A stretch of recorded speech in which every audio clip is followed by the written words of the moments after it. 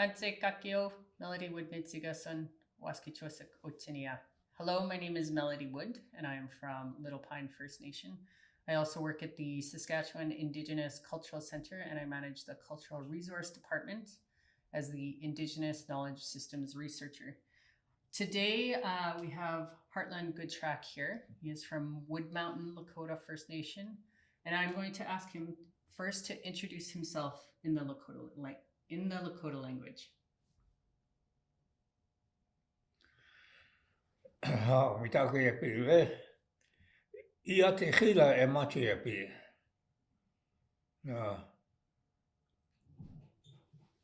Taku I mai o kapi sa. Taku wiksi e kena ia wagala kapi. Ia wo wagala kinkte. My name is Hartland Goodtrack. I'm from Wood Mountain Lakota First Nation. I was born and raised there. I spent approximately 22 years there. And I don't know how many years I've lived in Standing Buffalo now. 50 years or so. But I'm still a band member of the Wood Mountain Lakota First Nation. I still speak my Lakota language, even though I haven't spoken Lakota language for 40 years or so. So when I was working out in the country, I worked with people with natives, but we didn't speak any native language. But I still haven't forgot the language. Thank you.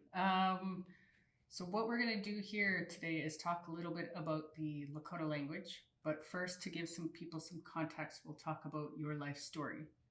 So could you share with me and talk a little bit about your grandparents? My grandparents, okay. No? Yep. From the stories I heard, I was born October 11th, 1938, and that makes me 83 years old now. And I was told when I was born in a reservation, and I was delivered by my grandmother. And they figured that 20 years from now, who's going to look after them? So they thought if they raised me 10, 20 years from now, I'll be able to look after them. I do all these chores. But my grandmother, I remember a little bit of my grandmother. Funeral. She passed on when I was supposed to have been 5 years old. So there, I lived with my grandfather till I was 17, and that's when he passed on. I had a good life, I figured. What were their names? My grandfather was, his English name was Tom Goodtrack. And I gathered up a story one time when they were negotiating for a reserve in around, well, I don't know when it started, 1880s, and I don't know how many years it took before they got a reserve, and when they were put on a reserve, they were putting their names down. And my grandfather's name was, at that time Lakota only had one name. It's like Sitting Bull, that was his name. Warning Horse was his name, was one family's name, one guy's name.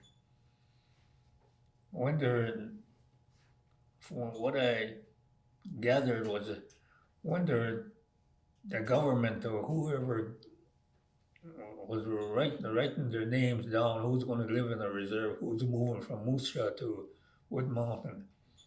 And they asked my grandfather, what is his name?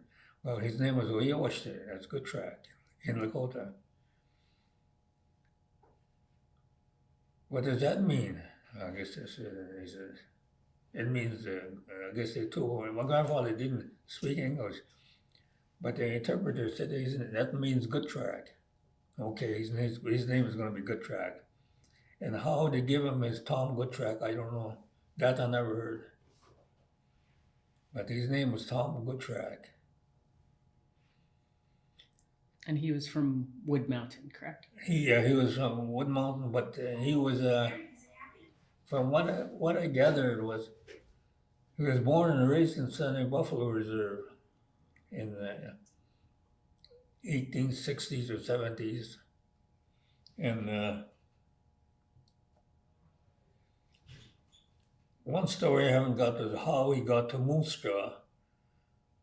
When the Sioux, I don't know what you call it, I don't know if I should call it, say, surrendered or decided to go back to the States. When Sitting Bull's tribe decided to go back to the States in the 1880s, or I don't know, maybe 70s or 80s, there's a bunch that stayed back. They weren't going to go back to the States. They stayed back in Canada. Canada was their country anyway. And that's what they said.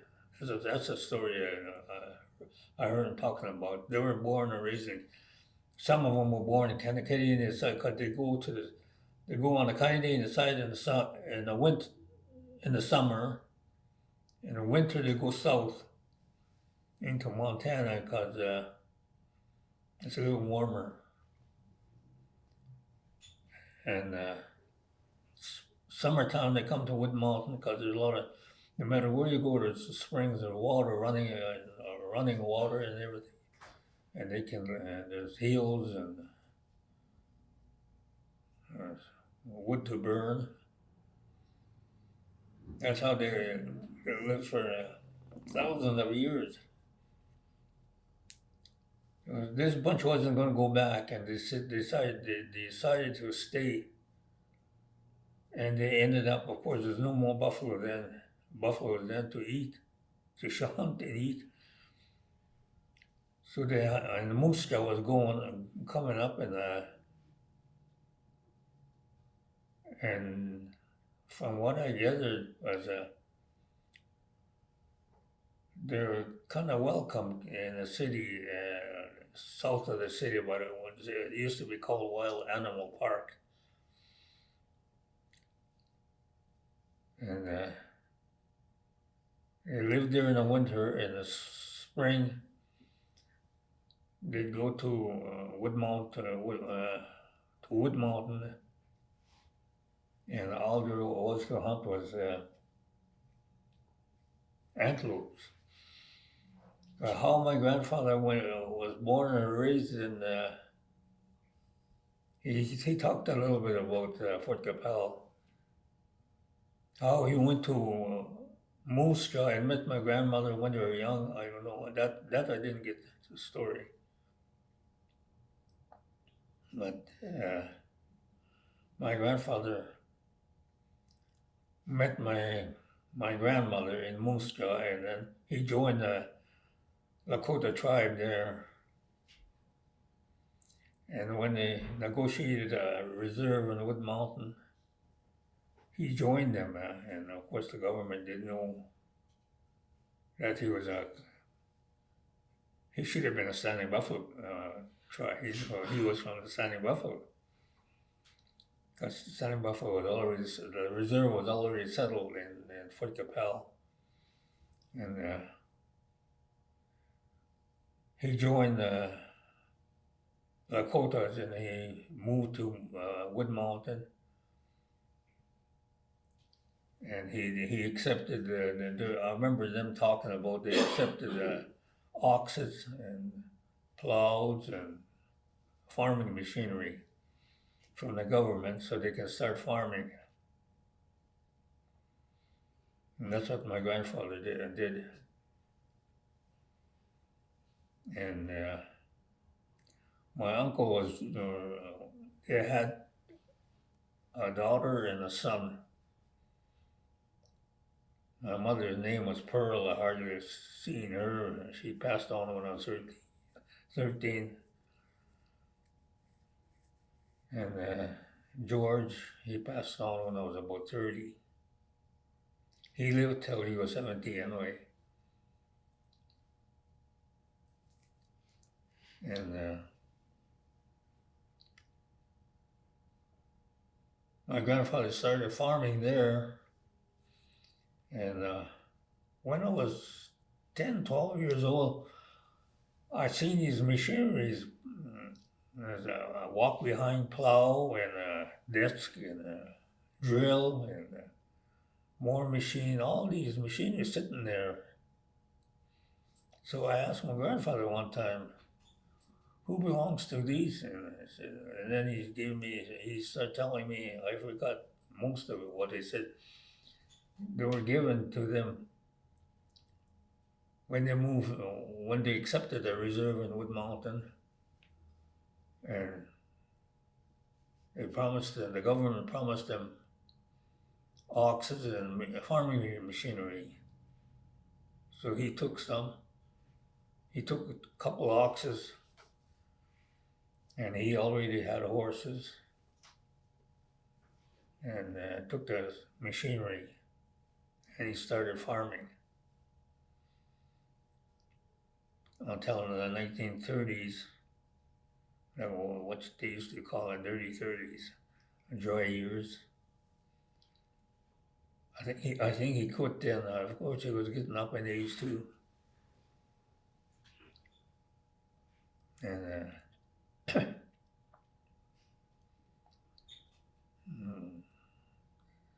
he might have expected my Uncle George to take over, but he didn't. He had other stuff to do. He worked on a section, CPR section, railroad track. He worked there for years. I remember him working there when I was about 10 years old. Or even earlier, younger than that. He must have worked there for 10, 15 years. So he didn't bother farming.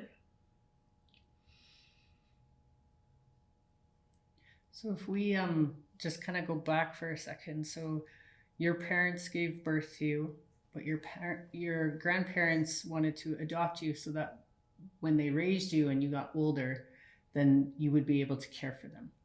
Yeah. But shortly after going to live with your grandparents, your grandmother passed away and you grew up with your grandfather. Yeah, I grew up with my grandfather, yeah. Then at age 17, he passed away. On, yeah. And then you actually started working for the grain elevator, correct? When I was 22. 22. Oh, I worked for the farmers around Wood Mountain there. One year I came to Moose Jaw and I got a job, found a job. And I worked in Moose Jaw for a year. When I was 17, 18, then I went back to Wood Mountain. And I started working. There was a lot of work on the farm, yeah. Working as a farm hand or runner, looking after cattle, feeding cattle in the wintertime.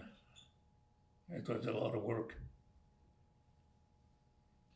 So that's what I did till I was 22.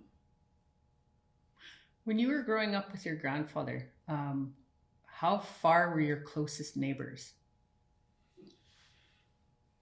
Neighbors was one bachelor lived half a mile away. His name was Albert Hawk. And then my friend Gus, he lived about a mile away. And another neighbor down there. So it might have been weeks before you actually saw anyone besides your grandfather, correct? Right, yeah. So you only had each other to speak Lakota to? Lakota, yeah. My grandfather didn't speak English. He hardly spoke or he didn't want to speak English. But he got along with ranchers on it. He used to sell pickets, and how he made deals, I don't know. But when I was a little older, I used to interpret it for him. I was learning to speak English a little faster than he can.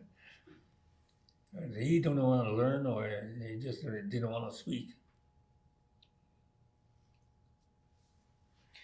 And so then once you moved, or once your grandfather passed and you were out in the world on your own, then you didn't actually speak Lakota for many, many, many years, correct? Right, yeah. About 40 years? At least. Well, when I was living in Stunning Buffalo, they're all passed on now. There's a few guys there that used to speak Dakota. There's no difference, Lakota or Dakota. Okay. So you're now out in the world, and then it was while you were working in Fort Qu'Appelle that you met your wife, correct? Yeah. Okay. Can you share a little bit about your family? My family? Yes. My mother? Your wife and your children. Oh. Well, first of all, we lived in Moose Jaw for about a year. When we first lived together. She lived in, she worked in, what do you call that place? Training school? Yeah, in Moose Jaw. Yeah, she worked there for about a year. 4 years. And then we lived in Moose Jaw. Then we moved to, where do we, Regina? Fort Qu'Appelle. Fort Qu'Appelle, yeah. And how many children do you have? Three daughters. So if we take a look at your life, there wasn't really anyone around except your immediate family to speak Lakota with. And at the age of 17, you were then on your own and you didn't speak Lakota for many, many, many years. But still over that time, I know that you've shared with me before that you still remember Lakota, but there are words and phrases that you are forgetting, correct? Yeah. Well, I used to go back to Wood Mountain on a week when I was working on the farm there. There was still a couple of guys that used to speak Lakota, and when you talk to them, you don't speak one word of English. I think this one guy he could read and write in Lakota. But I did ask him, where did he learn to read and write? But we never speak English when I go and visit him. Mm-hmm. I speak Lakota. So now, if we take a look at Wood Mountain today, how many members are there? I think there's close to 300 scattered all over BC, Alberta, Manitoba, probably in Toronto. Okay. And how Ontario. many? I apologize. Sorry. How many members actually live on reserve? There's one.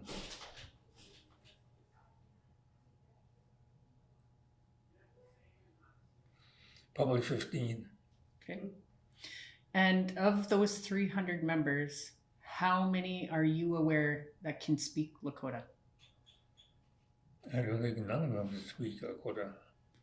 And of all, in previous discussion, if I recall correctly, you had mentioned that there are 2 Lakota speakers left? Yeah, me and my cousin. I'm sure he could speak. He used to be able to speak pretty good, like I do. I don't think he's forgotten. I remember you sharing with me one time that you've had the opportunity to go into the States and visit Lakota people there. And I believe that you said that when they talk to you, they say that you speak the old Lakota. Yeah, that's what they mentioned. One time I was speaking, Dakota. where was this? South Dakota. Yeah. And you heard, or somebody said, Mm-hmm. he's speaking the old Lakota. But that's more than once. Remember on that ride, Jim, Red Eagle, he heard you talk and he said he wants to visit with you when COVID's over because you speak the old Lakota way. Yeah. Well, I speak what the Lakota spoke 100 years ago. And things might have changed a little bit after. Some words might have changed quite a bit. So in thinking about that, so in Saskatchewan and in all of Canada, there is one Lakota Nation, 300 members scattered all over Canada. Yeah. A handful of people left living on the reserve with 2 speakers left. So the Lakota language, at least in Canada, is endangered. Yeah. Yeah. Yeah. So, in thinking about that, SICC, of course, we are responsible to help revitalize and retain languages. And you and I have been involved in a project going back the last couple of years. Maybe we'll start by if you could share your recollection of some of the things that we've been working on.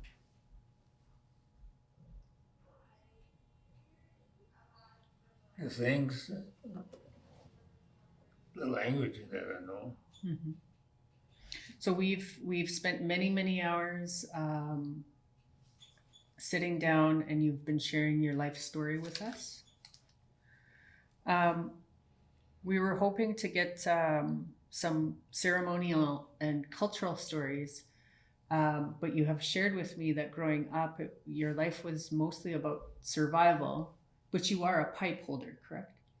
Yeah. How did that come to be?